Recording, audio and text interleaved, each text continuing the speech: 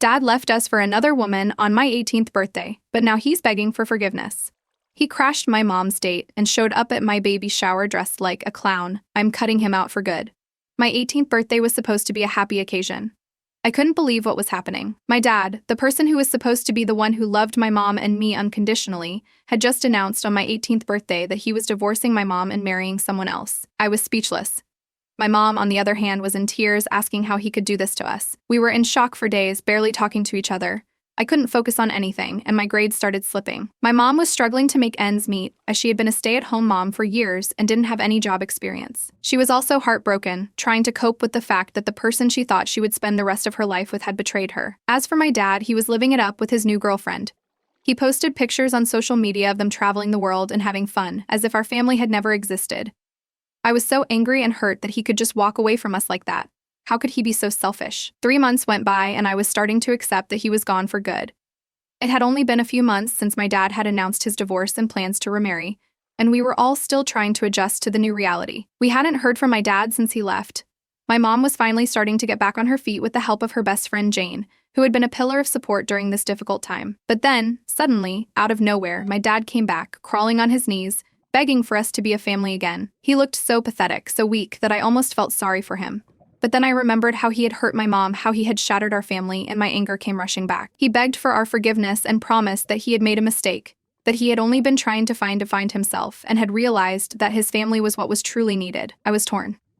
On one hand, I had missed my dad terribly and wanted nothing more than to have him back in our lives. But on the other hand, I couldn't help but feel angry and resentful towards him for causing so much pain and chaos in our lives. My mom was furious. She had finally started to move on, to heal, and here he was throwing everything back into chaos again. But my dad was insistent, telling us how sorry he was, how much he loved us, how he had made a mistake. He promised that he would never leave us again, that he would be there for us always. My mom was just starting to get on her feet with the help of her friends and family. She had found a new job and was making plans for our future, and now my dad was asking us to forget everything that had happened and start over. I turned to face my mother and I could see tears streaming down her face. My father was standing in front of us looking pale and remorseful, but my mother's eyes were filled with rage and hurt. A deep breath escaped her lips and then she screamed at him, "How dare you come back here? After everything that has happened, you were expecting us to forgive you just like that. Our family was torn apart, my heart was broken, and you left us to pick up the pieces while you ran off to start a new life with someone else." My father tried to speak, but my mother didn't let him. "I don't want to hear it," she yelled. "You need to leave and never come back. You are dead to us." The door slammed shut and I could hear my father's sobs on the other side. My heart ached for him, but I knew that he had brought this upon himself. My mother turned to me, her arms wrapping around me as we both cried. Her voice was trembling with anger and grief as she spoke. "He doesn't deserve us. We'll be okay without him. We'll be strong together." I nodded in agreement, but inside I felt a deep sadness that our family would never be the same again. As days turned into weeks, my father continued to show up at our house begging for forgiveness and another chance, but my mother and I remained resolute in our decision to keep him out of our lives. Each time he showed up, my mother would send him away with a few choice words and a slammed door. I could see the pain in her eyes and I knew that she was struggling to keep it together. As for me, I didn't hold back. One day when my father showed up unannounced, I lost my temper. "What do you want from us? Can't you see that you've ruined everything?" I yelled at him, my voice shaking with anger. My father looked at me with tears in his eyes. "I just want my family back," he said softly. "Well, you can't have us back," I spat. "You made your choice when you left us for someone else. You don't get to come crawling back and expect us to just forgive you." My father hung his head and I could see the shame written all over his face, but I didn't feel sorry for him. He had hurt us too much and I couldn't just let him back into our lives like nothing had happened. Update 1. 6 months had passed since the day my father crawled back into our lives begging for forgiveness. My mother and I had both made it clear that we wanted nothing to do with him, and we had been ignoring him ever since. However, that didn't stop him from showing up at our doorstep unannounced and unwanted. One day, my mother surprised me by telling me that she had started dating again. Her best friend had introduced her to a wonderful man, and she seemed happy for the first time in months. I was overjoyed for her and supported her decision to move on from my father. But just as my mother was starting to move on, my father began to show up at our house more frequently. He would wait outside for hours hoping to catch a glimpse of us, and he would leave gifts and notes at our doorstep. My mother tried to ignore him, but it was clear that he wasn't going to give up that easily. And one day as we pulled up to the driveway, my mother and her date stepped out of the car. Just as they were about to say goodbye, my father appeared out of nowhere. "What the hell is going on here?" she demanded, his eyes darting between my mother and her date. I was caught off guard by my father's sudden appearance, and my mother's date quickly stepped forward, putting himself between Wade, Sobietin sobs, and my mother and my father, and I could feel the tension in the air as my father and mother's date faced off. Who are you? My mother's date asked, his voice firm. I'm her husband. My father spat out, his face twisted in anger. Not anymore, my mother replied, standing tall beside her date. I moved on just like you did. I could see the hurt in my father's eyes as my mother's words hit home. He looked like he was about to argue, but my mother's date spoke up before he could say anything. So you heard her, he said firmly, his tone leaving no room for argument. It's time for you to leave. My father looked like he was about to say something, but something in my mother's date's expression made him think twice. He nodded, casting a long look at my mother before turning and walking away. I could see the relief on my mother's face as we all stood there, in silence, the tension slowly dissipating. When my mother's date turned to us, a small smile on his face. Are you both okay? He asked, concern etched on his features. My mother nodded, a grateful smile on her face. She thanked him for being here. As we made our way into the house, I couldn't help but feel proud of my mother. She had come so far in just a few short months, and I knew that she would continue to thrive with or without my father. Senta, I cannot believe the nerve of that man. He destroyed his family, and now he wants to come back and act like nothing happened. It's so selfish and insensitive. He left his wife and daughter to pick up the pieces and start over, and now he thinks he can just waltz back in and demand forgiveness. It's despicable, and to add insult to injury, he's using the excuse of wanting to find himself. What kind of excuse is that? He had a family that loved him, and he threw it all away. It's time for him to take responsibility for his actions and stop making excuses. I have so much respect for that woman. She went through such a difficult time and came out stronger on the other side. She didn't let her husband's betrayal define her, but instead she took control of her life and moved on. She's an inspiration to us all. It takes a lot of courage to leave a toxic relationship and start over, but she did it with grace and determination. She deserves all the happiness in the world, and I'm so glad to see her thriving. OP went through such a traumatic experience, but she didn't let it break her. She stood by her mother's side and supported her through it all. She showed such strength and resilience. It's not easy to witness your family falling apart, but she handled it with maturity beyond her years. And when her father tried to come back and disrupt their lives again, she didn't let him. She stood her ground and protected her family. Next story. I, 45, am a single mom. I do not have a lot of rules, but I expect the few I have to follow because they are for both safety and common courtesy. My 18-male oldest child has always had difficulty following rules. He's also extremely irresponsible and does not seem to understand how his actions affect others. Lately, when he does something wrong, he gets irrationally angry about it or tries to rationalize it. Any common, even constructive, criticism is met with aggressive anger and name-calling. By his own admission, he has anger issues. He's working on them, and he sees a therapist regularly. He even blows up at himself when he's alone in his room if he spills a drink or stubs his toe. It's completely over the top. Now that he's legally an adult, if we have a disagreement, he will immediately start yelling, name-calling, and say that he's an adult and I can't tell him what to do. He's made some poor decisions that have negatively impacted our family and does not seem to understand the consequences at all. If this was any other relationship and not my child, I would have ended it long ago. I'm sick of his blow-ups and being called names in my own home, and I'm sick of him doing whatever he wants with no regard to his actions affecting others. It causes a lot of unneeded stress. Tonight, I hit my breaking point. He went out, and when he came home, he did not lock the door or even check to make sure it was latched. I heard him come in and called out to lock the door because I was in the back of the house at the time. He ignored me. The door was left wide open, and one of our cats got out and is now missing. This is not the first time he's failed to close or lock a door. I've woken up in the last year to discover my front door wide open in the middle of the night. Then both times our pets were secured in other rooms and did not get out, and thankfully no one came in. Due to his anger issues and the fact that he can't be trusted to do basic but important things like close the door, I no longer feel safe with him here. I called his father tonight in tears, and he immediately came over and helped look for our cat. I'm heartbroken our cat is still missing and worried about how my other children will react when we tell them, and I am so angry that it all could have been prevented. So Eta, edited for information. To all of you who've reached out with concern for my son and the cat, thank you for all the advice. Info: I was diagnosed as an adult with ADHD. It is suspected I had suspicions during the COVID shutdown and online learning that he has it as well. He has not been formally diagnosed due to personal interests, possible careers, due to stigma associated with it, meaning he would be unable to pursue a career in either of his chosen fields with an ADHD diagnosis. His doctor-therapist are both aware, and he's been working through it in therapy, coping skills, anger management, triggers, etc. I thought we were doing the right thing to protect his future, but now I'm afraid it isn't the best decision. I will reach out to his therapist for advice, and for those who are using this quote against me, if this was any other relationship and not my child, I would have ended it long ago. I stand by it. As the victim of domestic abuse, I was encouraged to leave the relationship, not my co-parent. We do not want to perpetuate it. Verbal abuse is still abuse. If it were my husband, folks would suggest I leave and break the cycle. But since it is an adult son, I'm a bad mom because I don't want to take it. No, but I can continue to work with my co-parent and address the issue in therapy, which I am doing. I love my son, but that does not mean I should enable him to keep making the same choices and sticking others, his family, me, with the consequences of his actions. Eat it. I would also like to point out that my son's doctor and therapist, as well as his school, have been aware of my suspicions concerning ADHD and heredity. It's not like his condition was ignored in terms of health, mental health, or education. During COVID shutdown, our education system as a whole had an extremely difficult time educating due to online learning and restrictions. During his junior year, my son took responsibility for his learning and made sure he was on track for graduation this year. All comments from an education standpoint have been positive.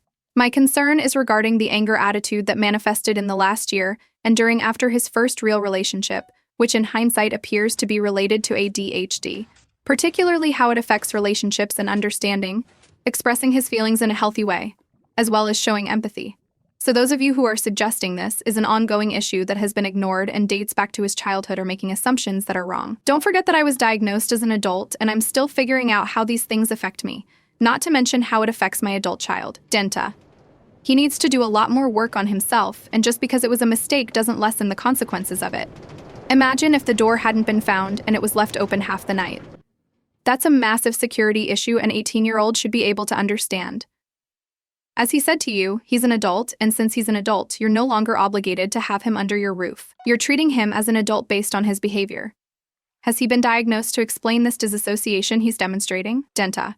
People forget that children can also be perpetrators of abuse against their parents. You deserve to feel safe in your own home, and your children deserve to feel safe. It's not like you sent him out on the street. He's staying with his dad. I would just make sure that you tell him you love him a lot, and always will, but that you feel it is the best interest of everyone that he stays with his dad at the moment. Next story. I'm in my sophomore year of college and live in a 4-person suite, 2 people per room with a bathroom and living room.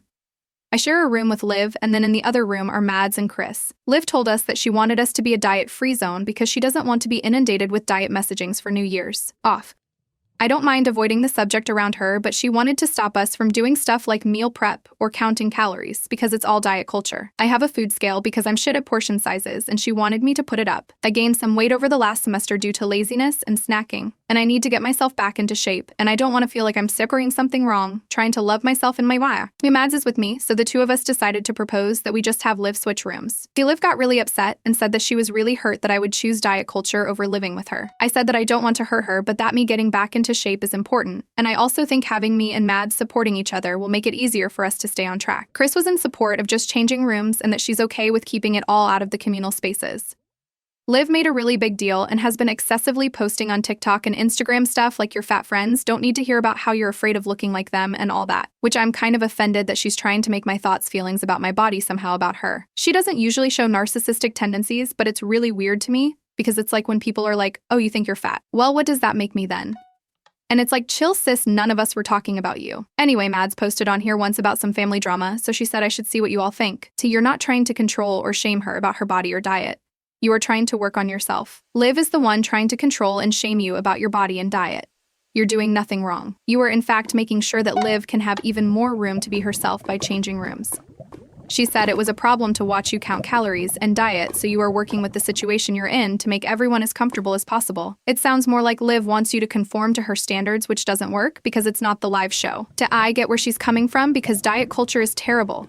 However, trying to guilt your friends into the idea is not the way to get support. Plus, there's a difference between diet culture and using healthy portioning and meal prep. I don't know about using a scale though.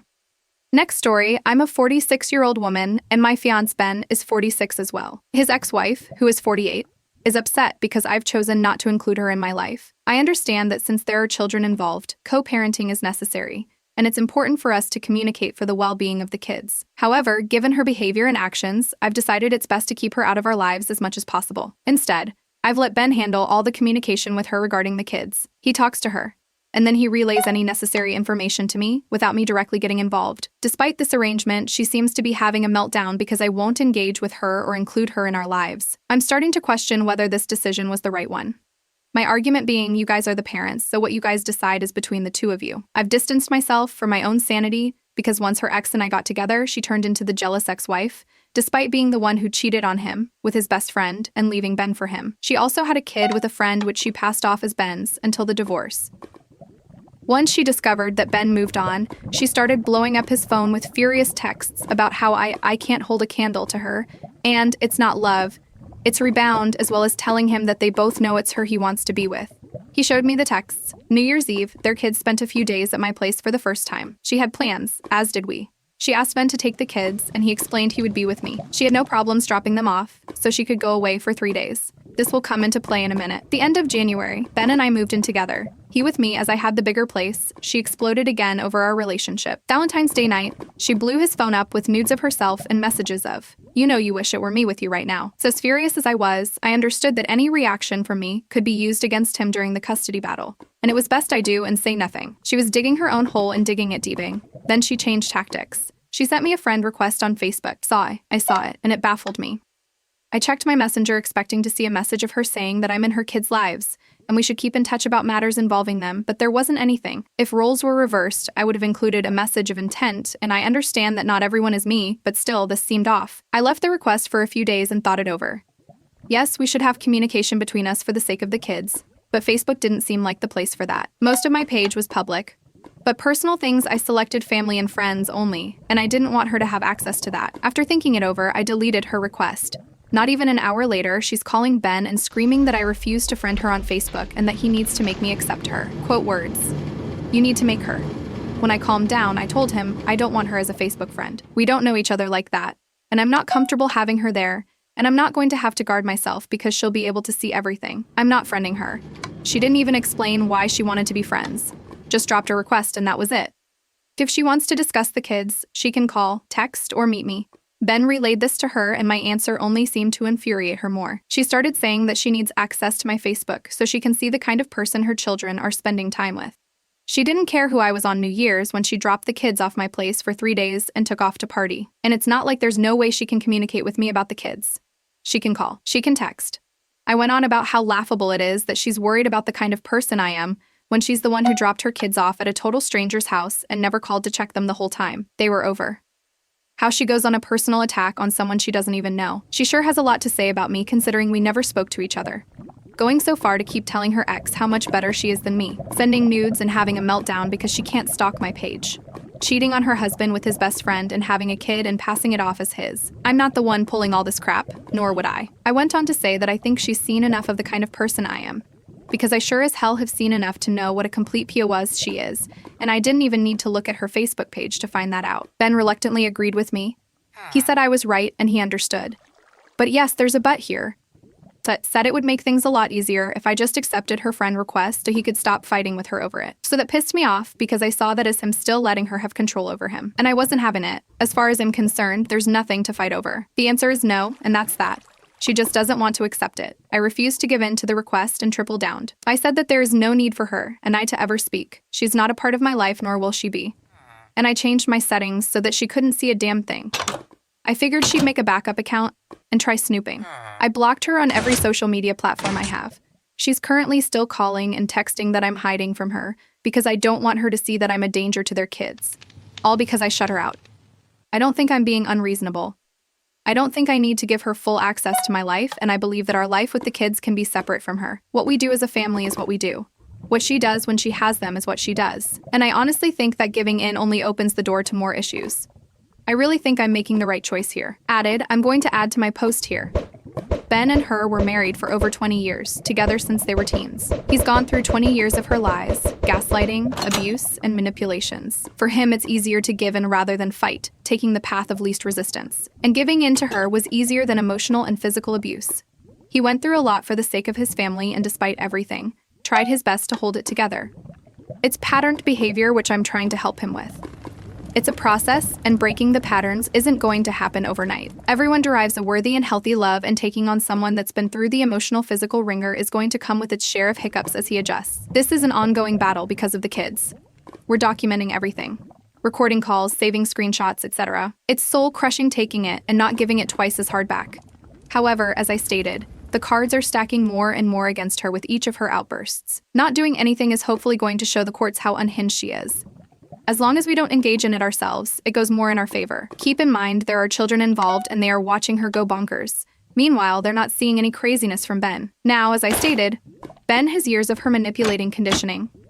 And she is pretty good at trying to flip things around and make you look like you're the one who is the bad guy. He's still stuck on the inside looking out.